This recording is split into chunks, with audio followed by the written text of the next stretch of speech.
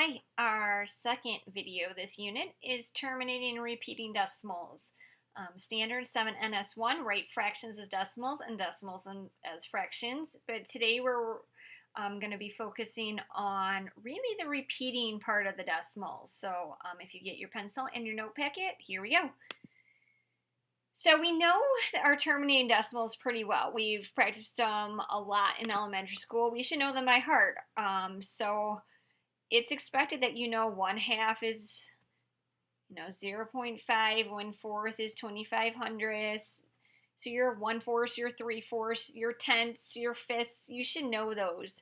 And we shouldn't really have to look those up. So once you have those down, a repeating decimal, as you know, is a decimal that continues to repeat in a pattern as you divide. And it's most looked at for that bar notation above the part that repeats. So if you already know 1/3, go ahead and jot it down. If you don't, go ahead and do the long division. We're putting that bar notation over the numbers that repeat. Some of us are going to actually have to do this division. So we're going to remember that NIDA we talked about in that first lesson. Looking at how many times does 6 go into 50, goes in 8, which is 48. 2 left over. Oops, I didn't really show that. Which is 18. The 2 comes down, which would make 20, and repeat the 3, so we put the bar notation over that. Okay, so long division is usually how we handle our repeating decimals. But then we get into decimals and how we get them back to fractions. Terminating decimals, we got that down from elementary school. Repeating decimals, they kind of look scary. We have no idea what to do with 0.555. Sometimes we'd estimate or round or just call it something and move on, but not so much. I'm going to show you a little trick today and how we deal with it. So if you look at that example 1, which is written out for you in your note packet, they have the 0.55555. They're going to assign a variable to the repeating decimal. So you want to use x, use x. They used a capital N. So whatever you'd like to do, they called it n is equal to the repeating decimal. And they're going to go ahead and work away around how to get it into a fraction. We know that multiplying things and dividing things by 0 or by 10 are easy. It allows us to move the decimal point to the right or left depending on the power of 10 we're multiplying or dividing by. So that is what the trick that they use here is based on. So what they did was multiply 0.555 by 10. And what you do to one side, you do to another. So now we have 10n on the left, and we have 5.55 on the right. So we just multiplied by 10, moved the decimal over, and rewrote it as 5.55555. So now we're just going to subtract the 0.5555 that we had originally to begin the equation with, and it looks like we have 10n minus 1n, which is what we originally started with, and 5.555 minus the repeating decimal that we had. So when we do that, this cancels out right here. And 10n minus 1n is 9n. So we have 9n is equal to the 5. We know how to undo that equation by dividing both sides by 9. And we're left with the fraction of n is equal to 5/9. So a little tricky, but it does take 0.55555 and change it to a fraction of 5/9.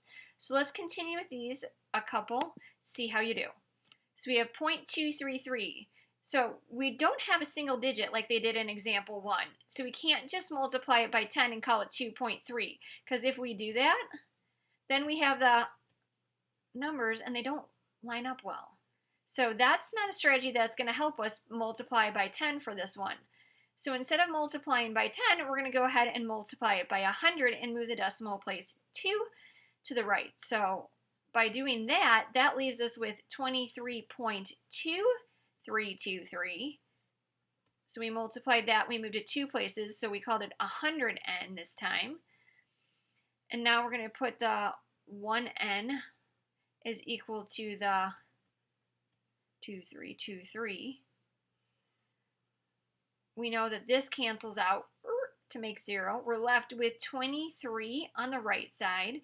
100n minus 1n is going to be 99n on the left side. So we got to get rid of that n by dividing both sides by 99.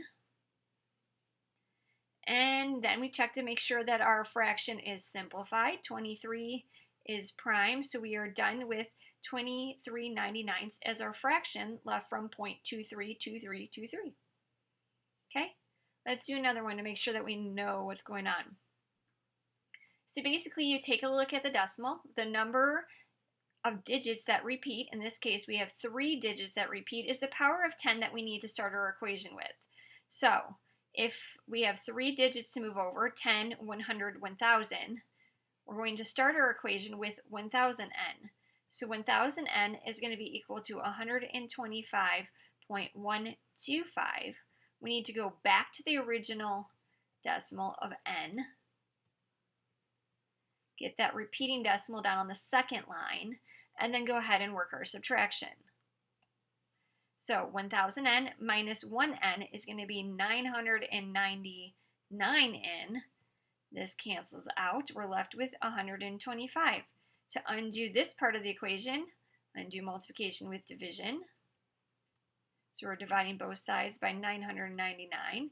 This cancels each other out. Now we're left with n is equal to 125 divided by 999.